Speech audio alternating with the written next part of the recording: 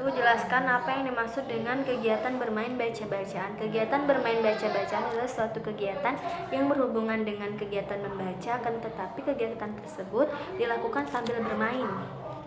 2. Jelaskan kegiatan apa saja yang termasuk dalam kegiatan bermain baca-bacaan. Ada kegiatan berdialog bimba, mengerjakan modul yang sudah pernah dikerjakan, membaca buku cerita, dan membaca buku majalah sahabat bimba.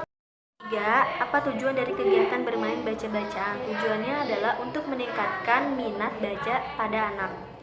4. Kapan kegiatan bermain baca-bacaan dapat dilakukan oleh motivator? Yaitu pada saat berbahasa bimba, bermain modul baca, membaca buku cerita, dan biasanya dilakukan di awal kegiatan, di tengah dan di akhir kegiatan, dan bisa juga diseling dengan kegiatan lain, tetapi harus tetap menerapkan teori bandul.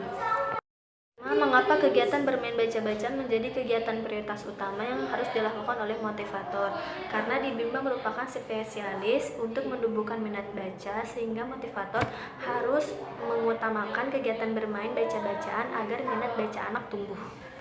Oleh motivator ketika anak bermain baca-bacaan, motivator harus memperhatikan ekspresi atau ekspresi anak pada saat bermain baca-bacaan, dan motivator harus mengevaluasi kognitif atau kemampuan anak pada saat bermain baca-bacaan. Bagaimana cara menerapkan kegiatan bermain baca-bacaan bersama anak? Yaitu dengan mengajak anak bermain baca-bacaan secara menyenangkan sesuai dengan kemampuan anak. Yang kedua, mengajak anak bermain baca-bacaan menggunakan modul baca yang sudah pernah dikerjakan.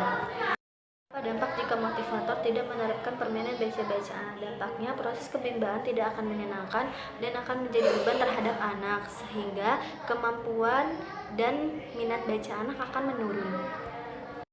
Diketahui mengenai teori jam bandul dan memberikan contohnya. Teori jam bandul merupakan teori yang bersifat selalu kembali ke tengah meskipun bandul bergerak ke kiri dan ke kanan. Melakukan kegiatan selingan dengan waktu yang tidak terlalu lama dan selalu memprioritaskan kegiatan utama, contohnya seperti bermain baca-bacaan. Apa tujuan penerapan teori jam bandul? Tujuannya agar kegiatan utama selalu diprioritaskan, yaitu bermain baca-bacaan. Meskipun ada kegiatan selingan, kegiatan utama harus lebih banyak dilakukan. 3. Kapan motivator menerapkan teori jam bandul?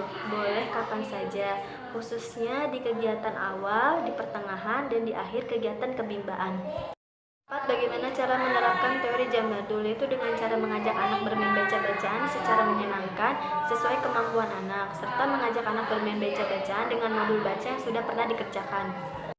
5. Bagaimana jika motivator tidak menerapkan teori jam bandul? Proses kebimbaan tidak menyenangkan dan akan menjadi beban terhadap anak, sehingga kemampuan dan minat baca anak akan menurun.